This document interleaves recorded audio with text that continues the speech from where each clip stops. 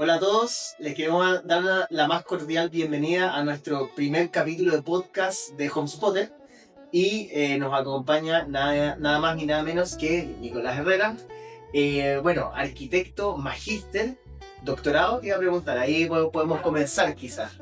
Cursando el doctorado, Cursando el doctorado. Y urbanista también he escuchado por ello, ¿no? Exacto, también magíster en urbanismo. Magíster en urbanismo, o sea, ¿son uno o dos magísteres ya? Dos magísteres. Uno de especialización de dirección y desarrollo de proyectos inmobiliarios, y yo un segundo en urbanismo, que fue el que finalmente guió justamente hoy día al proceso del doctorado. Ya, perfecto. ¿Y por qué, por ejemplo, el primer magíster? ¿Hubo algo relacionado a la inversión? ¿Una oportunidad de mercado que viste? ¿Te gustaba el tema? ¿Cómo fue eso? Yo creo que fue bien natural en el ciclo como del desarrollo de mi quehacer profesional. Yo soy arquitecto, como estábamos conversando, y efectivamente desde una perspectiva más del mundo de las tasaciones, que después se fueron perfeccionando, fueron evolucionando un poquito a un mercado más específico de valorización más que de tasación. ¿Ya? Finalmente todo esto llevó a tomar la decisión de, bueno, si hay algunos procesos que hacemos bien, como evaluar proyectos inmobiliarios, la lógica en términos profesionales es poder entender cómo funciona el mercado inmobiliario en todo su conjunto, desde el financiamiento, desde la administración, desde la gestión, control y todo aquello. Y ahí tú, al inicio de tu carrera, saliste de la universidad y directamente te fuiste a una empresa a dedicarte a lo que es relacionado a las tasaciones y a la parte más urbanística comercial finalmente, ¿o no? Yo creo que fue una transición. Inicialmente como arquitecto me metí a hacer arquitectura. ¿Ya? La arquitectura es una profesión bien bonita, pero bien difícil. El campo, me imagino. El campo laboral es complicado. Yo estudié en regiones, yo estudié en la ciudad de Iquique. Ya. Y como buena ciudad intermedia, efectivamente hay trabajo, pero había que hacer de todo, desde arquitectura, desde construcción, desde tasaciones. Y un poquito en esta vuelta yo siempre lo defino como del circo pobre, que tenéis que cantar el ticket y después salir a ser como anfitrión de los artistas. Comencé a hacer tasaciones para empresas para distintas empresas que trabajaban para distintos bancos. Hay varias empresas, sobre todo con sede aquí en Santiago, que ayudan a distintos bancos a hacer tasaciones. Y esto que partió un poquito como mis ahorros, dije, bueno, hago arquitectura, hago tasaciones en paralelo, terminó profesionalizándose y empecé a ganar más lucas al final del día haciendo tasaciones que arquitectura. ¿Y cómo fue ese paso de Iquique a la capital? Finalmente fue full ya cuando estabas en la parte profesional que tu vida. Fue como la transición más o menos. Fue como la Carmela, por cierto, ahí del campo a la ciudad. Y en ese proceso, claro, pues finalmente me llegó una oferta, oye, vente a trabajar a Santiago, específicamente a Colliers. En esos años fue más o menos como el 2011. Ya. Lo vimos como una súper buena oportunidad como familia, junto con mi señora. Todavía no estábamos casados en esa época, pero sí vivíamos juntos. Dijimos, oye, vamos a Santiago. Mi señora, que había estudiado en Santiago, dijo, bueno, me parece perfecto. Ya. Y comenzó esta aventura que fue avanzando bien rápido. Ya, perfecto. Efectivamente. Oye, y después vamos pasando a lo de urbanismo, y de ahí creo que empieza a conectarse un poco la docencia, ¿o no? ¿O eso fue un resultado posterior de cuando empezaste a meterte en la industria, también en la parte full de investigación y cosas así? Sí, yo creo que fue avanzando más en la medida que fui teniendo más paciencia. La edad. La paciencia, yo siempre le digo a mi hijo, la paciencia es una gran virtud. Claro. Que cuando uno es joven, adolece de esos elementos. Totalmente. Y me pasó que, claro, yo nunca en la universidad nunca hice ayudantía, tampoco fui de los alumnos que les pedían a los profesores ser parte de los talleres, porque en realidad probablemente no tenía la paciencia o no había madurado esa virtud. Totalmente. Me siento identificado en eso. Yo hoy en día también siempre que jamás hice ayudantía, yo no era un ejemplar en la universidad, pero sí encuentro muy entretenido a esta altura como de la vida el tema de enseñar, de un poco transmitir el mensaje que uno tiene que dar, o de lo que uno sabe. Entonces, me imagino que a ti te empezó a pasar eso, ¿no? Quizás te gustaba mucho tu pega, te gustaba mucho lo que estabas haciendo como para empezar a enseñarlo, ¿no? Sí, yo creo que tiene que ver un poquito con eso, pues efectivamente en este deambular primero de llegar a las tasaciones, al mundo inmobiliario, también con ciertas cuotas de mercado financiero, me fui dando cuenta primero que no sabía nada. Como, más allá de la Uno mientras más sabe, más ignorante se siente. Dicen Exacto. por ahí. Y en ese proceso de darme cuenta que no sabía mucho de lo que estaba haciendo, dije, bueno, vale la pena primero comenzar a especializarse para ir entregando productos de buena calidad a tus clientes, pues, y hablar con propiedad al final del día. Tomé un diploma en tasaciones, me acuerdo hace ya hartos años en la Católica, había sido como el 2012. ¿Ya? Tomé también un diploma en finanzas corporativas. Y esta conjunción fue bien virtuosa. Fíjate que en general en el mundo de las finanzas es bien poco abordado por la arquitectura o por los estudios urbanos. Claro. Y me fui tomando posición de justamente una condición de desarrollo profesional que me permitió, principalmente en el área de la evaluación de proyectos, poder comenzar a hablar con propiedad, como tú me mencionabas. Y de este hablar con propiedad, justamente comienza una primera invitación, una profesora que yo quiero mucho en la Universidad de Chile me dice, oye Nico, tú tenés dedos para el piano justamente en estos procesos de evaluación de proyectos y estoy buscando un profesional que me pueda ayudar en un curso, en un módulo que se llama de evaluación o variables que inciden en la evaluación de proyectos. Ya, perfecto. Que se mezcla no necesariamente la evaluación de proyectos como todas las conocemos, sino más bien cómo se genera la información y sus principales supuestos para hacer la evaluación de proyectos. Claro. Y que se empezó a concatenar justamente con los estudios de mercado, con el mundo inmobiliario, y finalmente toda esta estructura se puso al servicio de un módulo que hoy día no solamente lo hago en ese diploma, lo hago en la Universidad de Santiago, lo estoy haciendo también en la Universidad de Concepción, lo estoy haciendo también en universidades afuera del país. Entonces más bien me especialicé en un mundo que los arquitectos no dominan, que es la evaluación de proyectos, claro. Que en general en las escuelas de arquitectura, si uno no les explica con ojos de arquitecto, difícilmente le entienden a un ingeniero comercial, ¿no? Claro, mira, y entraste justo en un tema que quería plantearte, como ya que estáis metido en este mundo, ¿cómo tú veis la docencia en sí desde tu banca, por así decirlo? ¿Qué estáis haciendo distinto, tú creí? ¿Podría ser eso que me estáis comentando? Como metiste finanzas cuando en el mercado de arquitectos es raro verlo así.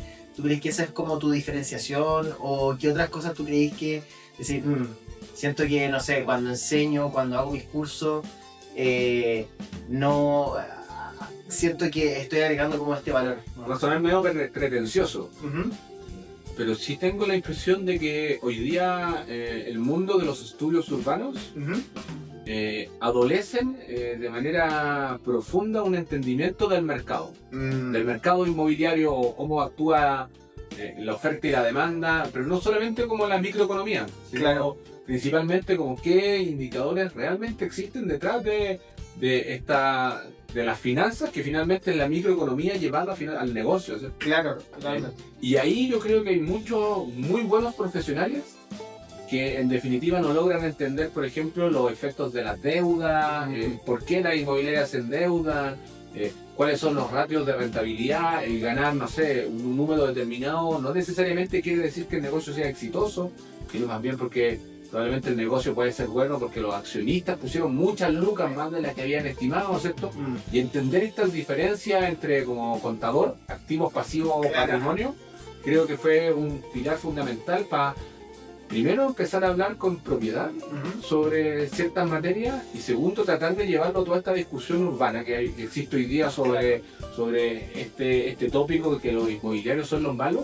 Sí, pues la permisología, las construcciones que se están llevando a cabo hace años ya y cosas así. Exacto, y cómo estas permisologías, por ejemplo, puede afectar también al inmobiliario y no necesariamente un negocio que parece ser bueno, efectivamente después termina siendo malo porque pasa el tiempo y hay una premisa en finanzas que el tiempo es tu peor enemigo cuando estás hablando de costos de oportunidades. Sí. Así que ahí yo creo que fue un elemento clave para primero entrar en el mundo académico más urbano, desde una perspectiva más del negocio. ¿Ya?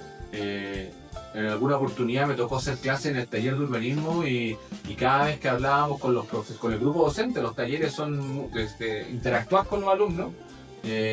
Esto casi no es policía bueno o policía malo. Mi rol era ser el experto inmobiliario, entonces dentro de un taller de urbanismo lo que buscábamos era saber pensar como un inmobiliario para poder entregar finalmente productos que ayuden en términos de planificación urbana, en términos de instrumentos de planificación, puedan finalmente ayudar no solo a las inmobiliarias a tener buenos negocios, sino también a las personas a tener mejores ciudades, ¿cierto? Entonces, esa fue un poquito la interacción.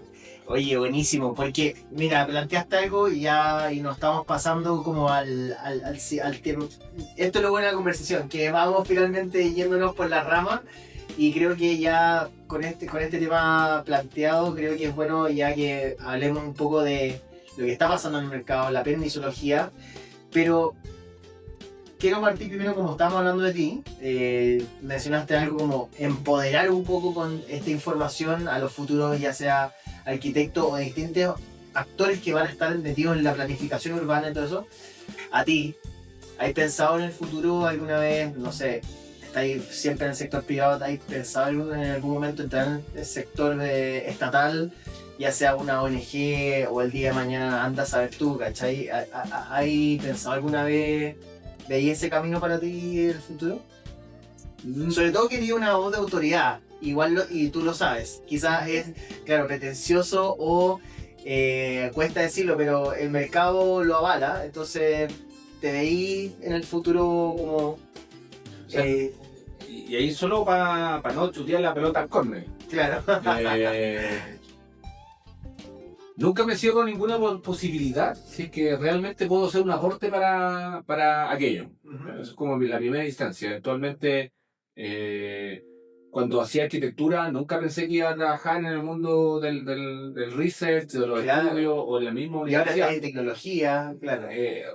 Hoy día, después he estado casi 5 años en TopTop, que es en esencia una empresa tecnológica, ¿cierto? Entonces, como al final he pasado por auditoras que en términos de conceptualmente no tienen nada que ver con la tecnología. De hecho, probablemente sean compañías que hoy día están lo menos tecnologizadas que uno podría, si lo comparamos con una startup o estas tecnológicas, las PropTech como TokTok, ¿cierto? Claro. Así que claro, no me cierro a la opción. No sé si es algo que yo buscaría. Y eventualmente, si es que el día de mañana se da esta oportunidad, tendría que pensarlo bien con todos los datos sobre la mesa, porque sí creo que es importante aportar en todos los lugares que tú estés. Desde esa perspectiva creo que sería interesante también poder hacer un mejor Chile el día de mañana. Yo soy papá, tengo 3 hijos. Más de lo normal que hoy día tienen, según el censo, sí, bueno, tenemos un hijo. Claro. Así que rompo estoy fuera de todas las desviaciones estándar normales, ¿cierto? Pero en ese contexto yo quiero, cada vez que me preguntan qué quiero que mis hijos sean cuando grandes, yo siempre digo que quiero que sean buenos ciudadanos del mundo. Y desde esa perspectiva, si yo quiero hacer un aporte, mi aporte tiene que ser a mejorar efectivamente el lugar donde yo estoy o donde quiero estar. Si el día de mañana puedo aportar con un granito de arena, estaría disponible, si que creo que el desafío es un buen desafío. Ya, bueno, mira, vamos a ir de atrás hacia adelante, porque con lo que acabas de decir, me gustaría preguntarte sobre el mercado, pero tomando lo mismo que dijiste ahora. Imaginemos, tú desde esta posición del research, de toda la parte urbanística, de planificación y financiera, ¿qué crees que el mercado no está viendo podría ser? Que los expertos, los analistas no están considerando quizás, y que podría ayudar a la situación de mercado que estamos viendo hoy día. Podría divagar, podríamos ahí conversar, ver ideas, pero algo que quizás se te viene a la mente. Sí, yo tengo la sensación, dentro de estos cursos de evaluación de proyectos, siempre uno trata primero de partir con como con lo básico, ¿cierto? Que tiene que ver como un poquito desde la microeconomía estas relaciones de oferta y demanda. Claro. Y la oferta y demanda siempre se plantean desde la perspectiva de un mercado en equilibrio. Claro. Dicho esto, tengo la sensación que si bien el mercado es imperfecto por definición, en general tiende a generar elementos que deberían juntar esta oferta y esta demanda. El gran problema que tenemos en el mercado inmobiliario es que es un mercado, por definición, en un desequilibrio permanente. ¿Pero por qué digo esto? Esto probablemente muchos economistas, si escuchan esta conversación, se van a ruborizar, pero Más publicidad para nosotros. ¿cierto? Se van a abanicar con esta cuestión del mercado en desequilibrio permanente. Pero es porque es una cuestión natural del ciclo de un proyecto inmobiliario. Tú cuando definías el producto, cuando haces el research, cuando salías a plantear lo que vas a salir a comercializar al mercado, lo hacís con una foto de 2 o 3 años atrás. Y cuando terminas de construir el edificio y tú realmente recién puedes, o el proyecto de vivienda en extensión, y realmente podés salir a comercializar ese producto, han pasado al menos en el mejor de los escenarios, 2 años. Qué increíble, sí. Un paréntesis, me pongo en el caso de yo promesé un departamento de inversión 2018. Me lo pasaron post todo lo que pasó en Chile, post pandemia, 2022. Entonces la realidad cambió completamente. Es un escenario absolutamente distinto y en ese escenario totalmente distinto, efectivamente la gente perdió poder adquisitivo, el mercado. Hoy día, después de la pandemia, a mí me preguntan qué voy a hacer el día de mañana. Y yo digo, es que no sé, como que yo veo mi agenda en la noche y veo lo que voy a hacer mañana. Entonces, desde esa perspectiva, el mercado inmobiliario es totalmente distinto al consumo masivo. El consumo masivo es instantáneo, es súper rápido, Sí, es súper explosivo, es como una carrera de 100 metros. El mercado inmobiliario es un mercado, y estamos hablando del mercado sencillo, que es el mercado de los departamentos y las casas, que es un mercado que se demora en construir un periodo de tiempo determinado y el escenario cambia brutalmente. Si a eso le metemos, por ejemplo, el mercado de suelo, que es un mercado que se vincula por ejemplo, a los instrumentos de planificación, las áreas de desarrollo urbano acondicionado, que supuestamente el día de mañana, en 30 años más, nos van a proveer de vivienda o de suelo disponible para vivienda en el futuro, lo estamos definiendo con 20 o 30 años de antelación. En el año 2011-2014, si la memoria no me falla, se hizo una modificación 100 del Plan Metropolitano de Santiago y que planteaba zonas de desarrollo condicionado bajo ciertas características de superficie, de mantención, un montón, y te entregaba la opción de poder construir en ciertas áreas donde no había planificación. Claro. Después de como 15 años o 10 años, recién hoy día tenemos los primeros proyectos. Claro. 10 años, en 10 años puede cambiar. ¿Y por qué pasa ese gap tan grande, por lo general? Porque son zonas que hoy día no tienen demanda. Claro. Y eventualmente, en ese momento, cuando la demanda realmente después termina de llegar, y más allá de todos los procesos de trámite, planificación, desarrollo, permiso, que ocurren detrás, pasan todos esos periodos. Y si vamos al área más chica, en el mundo de los edificios, que son 24 meses técnicamente para construir una torre estándar, en 2 años también puede ser que te enfermes, puede pasar la inflación. Nunca antes en Chile habíamos tenido una inflación de 2 dígitos, perdón. Sí tuvimos inflaciones de 2 dígitos en los años 70, en los años 60, con una UF que tenía otra tratativa que se calculaba mensualmente. Desde mi perspectiva, o al menos desde que yo ejerzo como arquitecto y como evaluador de proyectos, nunca me tocó hablar de inflación de 12-15%. Y en términos de evaluación, no era un tema en las planillas de modelamiento, ¿cierto? Y hablar de un 15% de inflación, que fue como la que tuvimos en 2022, significa que la gente pierde el 15% del poder adquisitivo. Y el problema de la inflación es que la gente se vuelve más pobre. Y ahí también hay una segunda discusión que creo yo que es bien relevante. Afortunadamente el Producto Interno Bruto de Chile después en pandemia bajó, pero después de pandemia empezó a crecer y hoy día ha ido con una tasa de un 2%, 2,5%.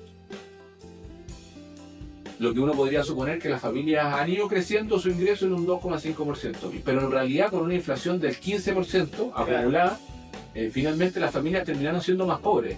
Y es una discusión también que no tenemos. Primero, entonces, como para recapitular, tenemos un mercado que está en un constante desequilibrio y tenemos una familia que hoy día es un 15% más pobre, por decirlo en simple, que hace un par de años atrás.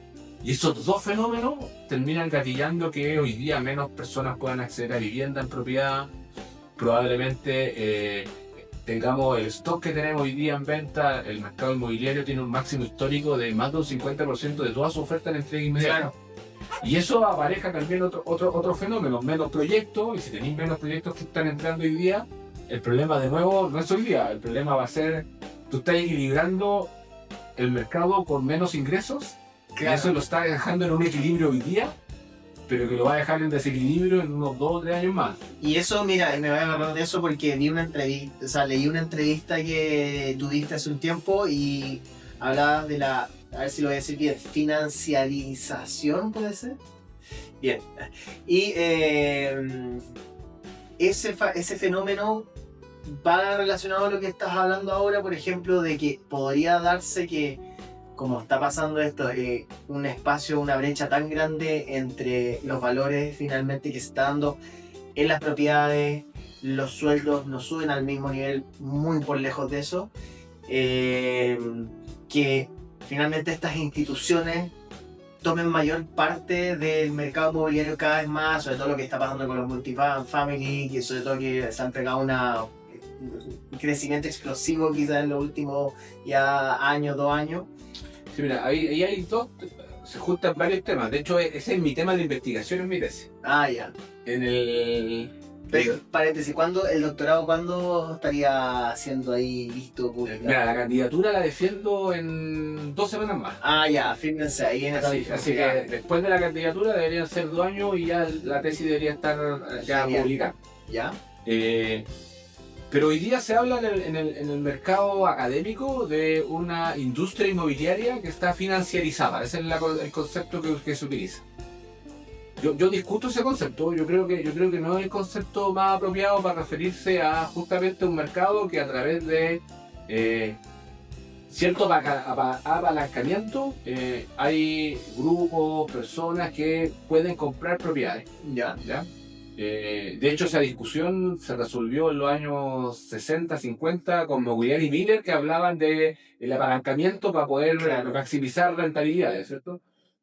Así que claro, hoy día la financiarización es un concepto que se está utilizando en términos académicos, pero que más bien me gustaría hablar como de rentismo financiero. ¿Ya? El rentismo propiamente tal es un concepto que data de la economía clásica. David Ricardo, Fortuny, el mismo Marx, ¿cierto? Hablan de rentas de sueldo. Y lo que sucede finalmente, si uno, para explicarlo simple y no dar la lata, si tú tomáis esta teoría del mercado de suelo de rentas y lo combinas con la teoría financiera de Mogulier y Miller, que además uno de ellos fue premio Nobel, estos economistas financieros italianos, lo que vamos a obtener es justamente una maximización o la posibilidad de que más gente a través de créditos hipotecarios o de fondos de inversión, dependiendo de dónde vengan los recursos, pueden acceder a comprar propiedades. Ya, perfecto. Y ese fenómeno por sí solo no tiene un efecto en la asequibilidad de la vivienda, sino más bien que ese fenómeno va a producir que las personas puedan adquirir viviendas y por tanto más demanda. Si tú tienes más acceso a crédito, presionas el precio de la vivienda, teóricamente lo deberías presionar hacia arriba, porque tienes en un mercado en equilibrio, más personas buscan vivienda para comprar, para inversión principalmente. Lo que debería ocurrir es que el precio de la vivienda debería subir. Y eso es probablemente lo que hoy día la academia discute. Lo que está ocurriendo hoy día en Chile en particular, y que es bien contraintuitivo, efectivamente el precio de la vivienda creció mucho entre el 2014 y el 2020 de una manera significativa, pero en paralelo el mercado del arriendo empezó a tener una contención de los precios. Claro. Y el arriendo no fue subiendo los precios en la medida que sí lo hizo el mercado de venta. Y ahí se genera una paradoja, porque por un lado este desarrollo de la financiarización como un fenómeno que hace la vivienda más inalcanzable para algunos, generalmente para los grupos menos favorecidos económicamente, efectivamente lo está haciendo a nivel de la propiedad. Está limitando que las personas puedan, o las personas de menos ingresos o menos favorecidas puedan comprar vivienda. Claro. Pero por otro lado, está favoreciendo que esas personas pueden acceder a vivienda en arriendo a un menor precio y probablemente en lugares mejor localizados. Entonces ahí se genera una paradoja que hoy día a mí me tiene súper intrigado y es efectivamente desde una perspectiva muy atea. Yo voy sin ningún prejuicio, me gustaría efectivamente que los números que quiero analizar en mi tesis doctoral finalmente puedan entregarnos ciertas luces de si efectivamente este concepto de financiarización está bien utilizado como concepto, si efectivamente la vivienda hoy día es más inalcanzable, que probablemente sí lo sea, pero finalmente cómo el mercado de arriendo empieza a aparecer como un sustituto directo, pero no como un problema. Porque el arriendo en sí no es un problema, el problema es cuando tú no tienes dinero para pagar el arriendo y llegan y te echan. Entonces ahí yo creo que habría que haber o generar una suerte de, primero, evidencia para discutir este problema que tenemos hoy día en Chile y de qué manera las políticas públicas pueden hacer propio este problema y generar buenas herramientas para que finalmente las personas puedan tener un poquito más estable y que si ganas o pierdes tu trabajo no signifique porque eres arrendatario tengas que irte de tu casa. Claro, y ahí, pero me estaba pensando en lo siguiente, porque cuando dices, claro, que el mercado en ese sentido va cambiando hacia, por ejemplo, más un mercado donde la mayoría de las personas van a estar arrendando, ahí tú en tus estudios y en este análisis también tomáis hartos benchmark, por así decirlo, en comparación con metrópolis de afuera de Chile. Voy a decir una tontera, por ejemplo, es Nueva York. Un metro cuadrado enfermamente caro, muy caro, o Londres, por ejemplo. Y comparado con Chile, lo que está pasando hoy en día y qué va a pasar al futuro.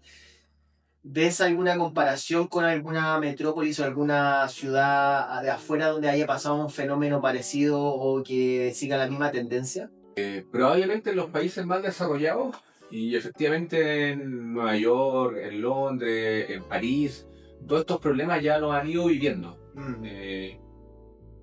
Efectivamente, hoy en día, por ejemplo, en los mercados ingleses, se ha discutido harto esto de los multiadquisidores, de las personas que compran propiedad para rentarlas, o en Estados Unidos de los multifamily. Ya, perfecto.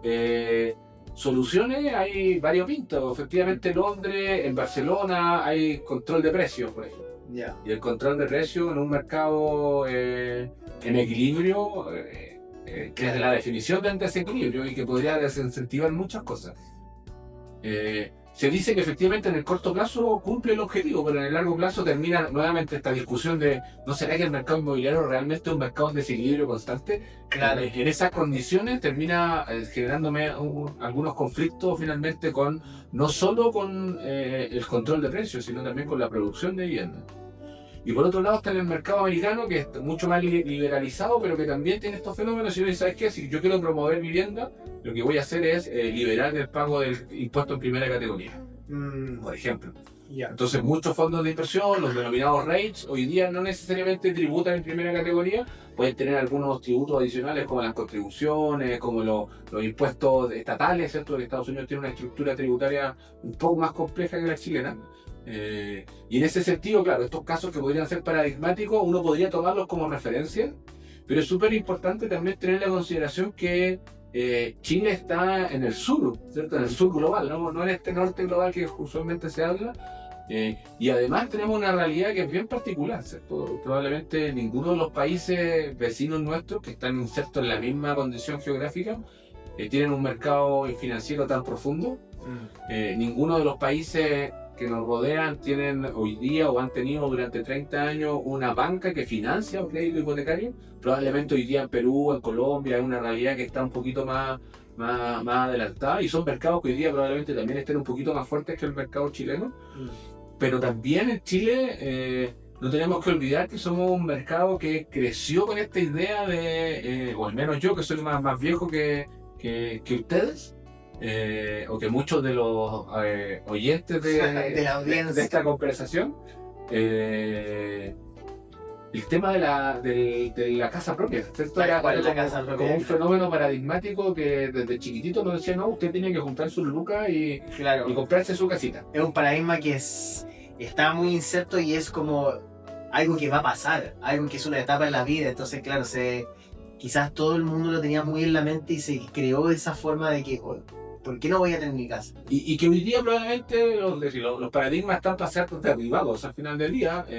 Yo insisto, creo que la tenencia de arriendo per se no es mala. Es muy útil para ciertos grupos de formación, migrantes. Es difícil que una persona que viene de afuera y se inserta en un país como Chile Claro. le den un crédito hipotecario de un día para otro. Mm. Es súper complejo. Así que la tenencia de arriendo pudiese ser una muy buena alternativa para cabros que recién salen de la universidad, para familias, cabros que se emancipan de los papás, creo en sí, o para los adultos mayores. Hoy día está toda esta discusión de las contribuciones de los adultos mayores en Chile. Que por ahí también se hablaba que los que pagaban contribuciones eran el 20% más rico de nuestro país. Yo creo que eso es mitad mentira, mitad verdad también. Ya, Porque los departamentos de inversionistas no pagan contribuciones porque tienen un avalúo fiscal bajo los 57 millones, así que parte importante de la gente que puede, de los más favorecidos económicamente, hoy día no tributan. Pero también el que ellos no tributen significa que gente de menos ingresos tienen que tributar. Y ahí los abuelitos, sobre todo, porque compraron, por ejemplo, una casa en Providencia, en Macul, en San Miguel, que con el tiempo llegó el metro. Y el avalúo se fue. Y cuando jubilan, muchos de las familias chilenas terminan teniendo un ingreso, la tasa de reemplazo más o menos bajita, ¿cierto? En menos del 50%. Claro. Y esos grupos eventualmente podrían verse súper favorecidos con los arrendos. Podrían arrendar su casa grande, su casa donde criaron a su hijo. Claro. Y eventualmente podrían salir a buscar algo más pequeño y que efectivamente les pueda permitir para tener un buen pasar y generar ciertas lucas. Yo no me quiero meter en el bolsillo de nadie, ¿cierto? Como, eso es un tema súper importante, pero me da la impresión que el arriendo como tenencia, como definición, no es un mal sustituto.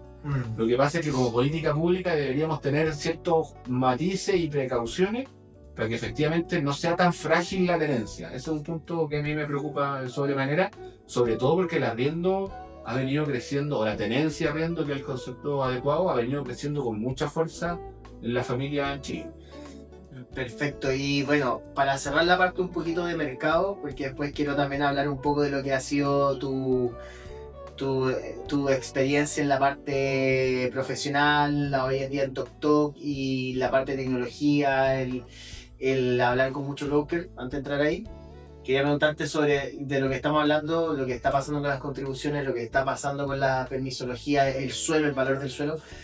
¿Cómo te imagináis el mercado al 2050, 2040? Yo sé que es muy difícil por todo lo que puede pasar, pero en base a la tendencia, en base a lo que hoy en día pasa en Chile, ¿cómo te imagináis el futuro al día de hoy?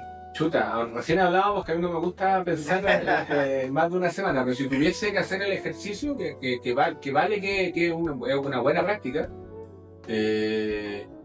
primero, cuando tenía 5 años, en el año 2000, imaginaba que los autos iban a volar. Probablemente hoy día estamos más cerca de aquello, pero ya estamos bien lejos del año 2000. Claro. Estamos en el 2025. Pero sí creo que el día de mañana deberíamos tener una ciudad probablemente un poco más amable. Creo que cosas buenas que han ido pasando en toda la discusión que se ha generado en las últimas 2 décadas sobre la ciudad han ido aportando efectivamente primero a estandarizar ciertas cosas. Fíjate que hasta hace poquito en la legislación chilena no teníamos un indicador mínimo de áreas verdes por persona. Hoy día la Política Nacional de Desarrollo Urbano, que se está trabajando justamente en una Política Nacional de Desarrollo Territorial, establece un estándar mínimo. O sea, deberíamos tener más áreas verdes de aquí a un futuro, dado el... Porque hemos sido capaces de concientizar que no solamente las áreas verdes como concepto pasto, plazas, sino como las zonas de esparcimiento, Claro, son de alta relevancia para que todos nosotros estemos mejor en términos de salud. claro. Hoy día tenemos, yo creo que nunca en los últimos 2 años hemos construido más kilómetros de ciclovía que los que se habían construido en los últimos 30 años. Y eso también tiene que ver con una suerte de discusión que se ha puesto sobre la mesa, ¿cierto? Efectivamente las ciudades parecen ser que son mucho más amigables cuando empiezan a aparecer infraestructuras de movilidad diferente, o de electromovilidad, Claro. o como las bicicletas. Pero esto no solamente por el cliché de las bicicletas por las bicicletas, sino porque efectivamente los que nos podemos mover en bicicleta estamos siendo un auto menos en la calle. Claro, y pregunta, ahí por ejemplo se le exige el impulsar más áreas verdes, por ejemplo, cuando se construye la nueva línea de metro o cuando se construye un nuevo megaproyecto, ahí o finalmente también va mucho enfocado hacia la parte pública y de cómo finalmente... Sí, ahí hay 2 temas que son significativos. Primero, la ley de aporte al espacio público, que tiene que ver justamente con los procesos de hiperdensificación o de desarrollo inmobiliario que hemos tenido en los últimos 10 años. Esta ley, en cierta medida, lo que dice es, ¿sabes qué? Tú estás colocando mayores densidades en el territorio y estás efectivamente impactando en la movilidad y probablemente en la dotación de servicios de estos territorios. Así que usted va a tener que aportar. Hay una fórmula de cálculo, se establece que hay aporte, bueno o malo, es una primera aproximación justamente a tratar de mitigar lo que los nuevos desarrollos van a ir generando para el futuro. Pero esto es de hoy día para adelante, pero nosotros ya tenemos un déficit más o menos significativo en el pasado, ¿cierto? Así que ahí, claro, es una buena instancia la ley de aporte al espacio público, pero hay un gap que hay que llenar de alguna manera. Hoy día las ciudades en Chile, o los planificadores, o los que están justamente en el territorio, una de las pocas herramientas que tienen justamente para ir cerrando esas brechas son las contribuciones. Las contribuciones, que un impuesto súper polémico. Hay algunos que dicen, me están cobrando sobre el patrimonio que ya tributó. Claro. Hay otros que señalan que son ultramente necesarios porque evidentemente tú te vas beneficiando de ciertas condiciones de la ciudad. Yo creo que es una discusión que tenemos que tener. La contribución es un impuesto que inicialmente se fijó por la ley vigente, se escribió en el año 69. Han pasado poco menos de 50 años, o casi 50 años, no soy arquitecto, no soy tan bueno para Es un sumar. poquito más de... No, Pero estamos hablando de un poco más de 50, Sí. un poco menos de 50 años, y no ha tenido cambios tan fundamentales. Y los desafíos de hace 50 años, yo estoy seguro que los desafíos de mi papá o de mi mamá no eran los mismos desafíos que tenemos nosotros. Claro. Nuestros papás veían tele con televisores con tubos. Nosotros, cuando yo le muestro a mi papá los microchips, él me dice, no entiendo esta tecnología. Y ahí hay un cambio paradigmático. Mi papá se echaba a perder la televisión y él la abría y la reparaba. Hoy día no es capaz de entender el universo infinito que tiene un microchip. Claro. ¿Cachai? Entonces, de eso estamos hablando de una ley que nació hace 50 años atrás y hoy día nos sigue rigiendo. La discusión probablemente debería ser incluso mucho más profunda. ¿Qué es lo que queremos o qué recursos necesitamos de los beneficios que nosotros como terratenientes estamos obteniendo? ¿Qué quiero decir con esto? Si yo me compro una casa que me costó, no sé, 100 y llegó el metro y mi casa subió de valor en 300. ¿Mi casa subió de valor en 300 porque yo hice algo o porque la inversión pública llegó y generó ese aumento de valor? Pero ese aumento de valor está intrínsecamente construido en mi casa o está construido en el suelo. Yo soy de la idea o soy fiduciario de la discusión de que finalmente lo que debería existir en nuestro país es un impuesto, un land tax, un impuesto al suelo, no a las construcciones. Las construcciones yo ya las pagué. Tributaron, yo con mi plata que pagó su impuesto, su global complementario, construí mi casa. Pero mi suelo se valoriza principalmente por la inversión pública. Por el metro, por las plazas, por la buena conectividad. Y esa discusión no la tenemos, realmente no la hemos tenido con la fuerza necesaria. Claro. Porque efectivamente esa inversión que hacemos todos finalmente termina beneficiando a unos pocos. Con esto la discusión es, bueno, si esos pocos se ven beneficiados y tienen que tributar más, pagar más impuestos a las contribuciones, que lo hagan, pero que lo hagan en el momento que corresponda. Probablemente yo no voy a hacer esa utilidad de 100 a 300 permanentemente.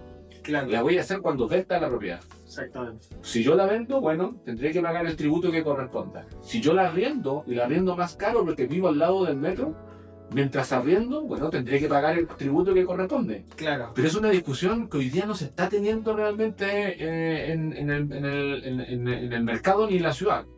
Y finalmente lo que hoy día se está discutiendo es si subió o no subió el impuesto territorial. Claro. Es como la solución, de nuevo, a corto plazo, como lograr, no sé, más plata, por así decirlo, que la raíz del porqué. Finalmente. Exacto. Y yo creo que si uno al final del día, primero hay varios dilemas de información, creo yo, que lo que está haciendo es que todos desconfiemos de las contribuciones. Y que debe ser uno de los impuestos socialmente más validados, porque tú decís, si es un land tax, no, sí, mi suelo no ganó valor porque se puso el metro, no porque yo haya hecho algo más. Claro. Entonces, en esa perspectiva, si yo primero no soy capaz de revelar quiénes son realmente los que tributan las contribuciones. Primer dilema de información. Estamos hablando sobre hechos que no sabemos si son reales. El 20% que paga contribuciones son los más ricos de Chile. Es súper fácil decirlo. Y podéis generar un impacto de desconfianza tremendo, pero ¿realmente son los más ricos de Chile los que pagan contribuciones? ¿O el 20% más rico?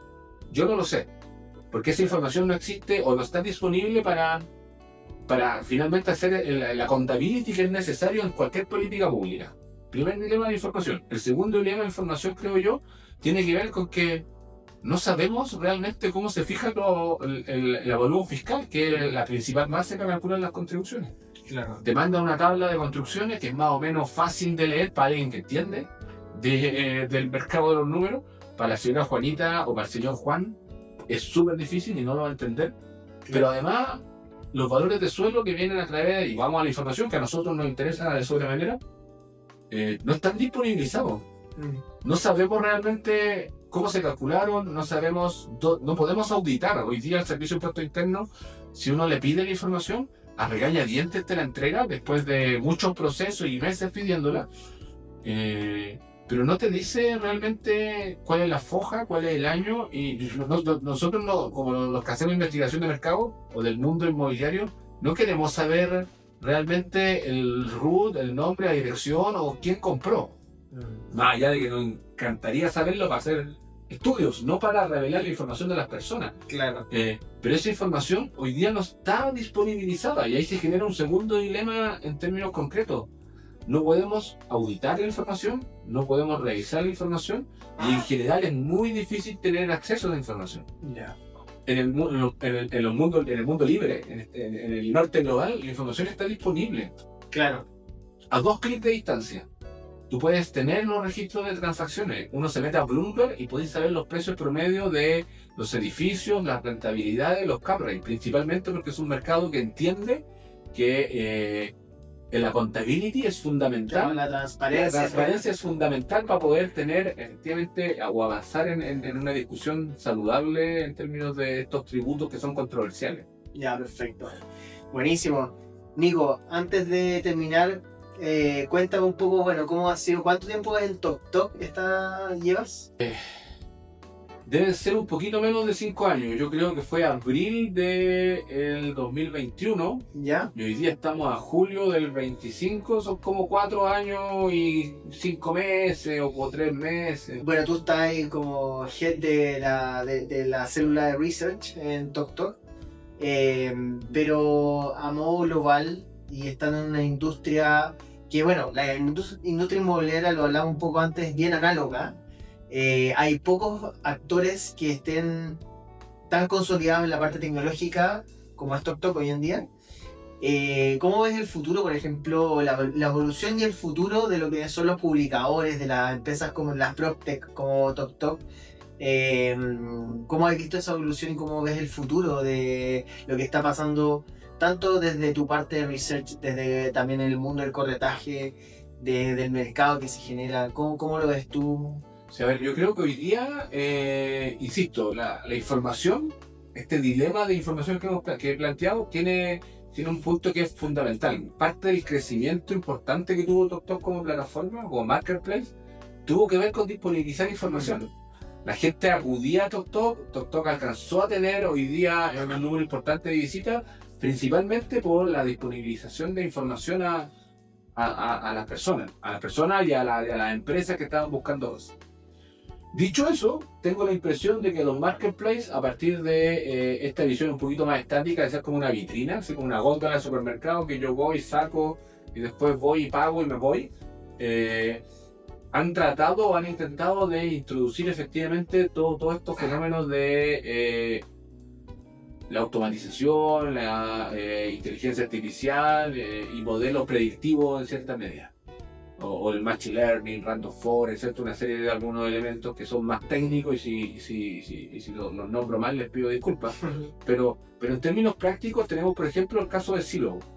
Claro, gran empresa. Gran empresa, siempre a la vanguardia, pero en ese hito de la vanguardia también ha tenido tropiezos, ¿cierto? Por ejemplo, ellos tenían un estimador de precios de propiedades. ¿Ya? Y este estimador lo que tenía como objetivo era que efectivamente la misma gente de Zillow se convirtiera en un adquiriente de propiedades con ventajas de precio frente a otras en ciertos territorios, y después poder hacer el gap casi como un flipping, ¿cierto? Ya, perfecto. Y no funcionó. Ya. Y eso no quiere decir que esté mal, ¿cierto? Más bien quiere decir que hay que ir pivoteando ciertas ideas, ¿cierto? Y desde esa perspectiva, hoy día el gran desafío que tenemos los marketplaces en general, al menos para Chile, es que hoy día tenemos un problema que muchos de los usuarios no logran finalmente encontrar atractivo una compra de una propiedad, principalmente por un montón de factores, ya lo hemos conversado. Acceso a financiamiento, somos un poco más pobres, y hoy día nuestra convertibilidad está relativamente debilitada. Y uno tendería a pensar, bueno, si es que aquí hay un problema, y por el otro lado la oferta está desesperada porque no logra vender. Claro. En el corto plazo yo me imagino casi como una subasta. Me estoy imaginando, estoy tirando como un brainstorming, ¿cierto? Más bien, oye, si tengo a alguien que te está buscando, hay alguien que está ofertando, bueno, de alguna manera deberíamos llegar a un punto de equilibrio que permita en cierta medida transformar estos dos deseos de un potencial comprador, un potencial vendedor, y el gran problema que tienen hoy día es probablemente que no logran abordar un precio. Claro, yo creo que también va por el hecho de querer ser un orquestador de todas las necesidades respecto al mercado inmobiliario, que tiene tanto el que se mete para ver propiedades, están los corredores, hay mercado de publicadores también hay, entonces se crea toda una industria alrededor, que esa, claro, lo que tú estás diciendo finalmente, cómo orquestar de la manera más fluida todas las necesidades de los distintos... Y yo tengo, y siguiendo esta misma visión más desde la música, el director de orquesta no es que se ponga a tocar la guitarra o se toca a tocar el piano y además esté moviendo cierto... discúlpenme el poco tecnicismo musical, pero no es que esté dirigiendo simplemente... efectivamente no podemos estar involucrados en todos los procesos. Me parece súper sano y súper natural que se vayan generando alianzas estratégicas. Y en esos procesos de alianzas estratégicas, bueno, que el director de la orquesta sean los marketplaces y que efectivamente, bueno, si necesitamos un buen financista, si necesitamos buena información, si necesitamos un buen notario, una buena firma digital, si necesitamos un buen medio de pago, bueno, yo estoy aquí al servicio de ustedes. Para que al final del día efectivamente los que se vean beneficiados en cierta medida sea esta persona que quiere comprar o arrendar una vivienda y esta persona que quiere vender esa vivienda. Y entre medio yo me encargo de organizar un poquito esta orquesta y los vientos por aquí y las cuerdas por allá y la percusión por el otro lado, ¿cierto? Claro. Y que todos hacemos una melodía que nos permite efectivamente que después al final del día en este mismo eufemismo la gente se pare y nos aplauda, Claro. que espectacular como dirigiste esta orquesta. Claro. No había hecho el ejercicio, me parece súper súper bonito como lo planteaste y creo que me da la impresión, y como me gustaría a mí, si yo fuera el usuario, un poco la experiencia, mi viaje me gustaría que fuera ese. Buenísimo. Genial. Bueno, Nico, un gustazo. Muchas gracias por haberte tomado el tiempo, por estar acá en nuestro primer capítulo. En verdad te agradecemos. No sé si quieres contarle al público, al mundo, donde te pueden ver, si un proyecto en el que estás trabajando actualmente, tanto en lo personal, profesional, como para cerrar. No, simplemente agradecer la invitación. Efectivamente, hoy día estamos en el desarrollo de clases en la universidad. Si el día de mañana quieren estudiar tasación, evaluación de proyectos, al menos en la Universidad de Chile estoy de manera más permanente, así que ahí también la invitación. Por TokTok siempre nos tocan efectivamente hacer ahí algunas presentaciones, algunas charlas que empiezan a aparecer de manera online, algunos webinars y estas instancias que siempre nos invitan, así que por ahora estamos en eso. Siempre uno es inquieto y busca cosas futuras, pero nada, pues agradecer a todos ustedes la invitación y gracias por ser el primer invitado, me siento honrado. Qué mejor. Bueno, muchas gracias, Nico, y gracias a todos por habernos escuchado. Que estén muy bien. Nos vemos. Bueno.